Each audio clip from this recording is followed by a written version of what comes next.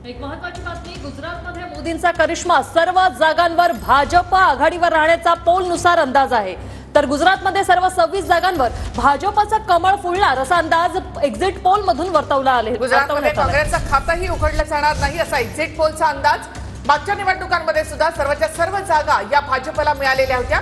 गुजरातमध्ये 26 जागांपैकी एक जागा आधीच बिनविरोध ठरली आहे आणि आता 25 जागांवर देखील भाजपचंच कमळ फुलणार असा अंदाज। तर छत्तीसगडमध्ये मोदींची जादू, सर्व जागांवर भाजप येईल असा एक्झिट पोलचा अंदाज आहे। छत्तीसगडमध्ये सर्व 11 जागांवर भाजपचाच डंका, एक्झिट पोलचा हा अंदाज। छत्तीसगडमध्ये काँग्रेसला मात्र हा मोठा झटका आहे जर हा अंदाज खरा ठरला तर। बिहारमध्ये इंडिया आघाडी 10च्या वर नाही, एक्झिट पोलचा हा अंदाज आहे।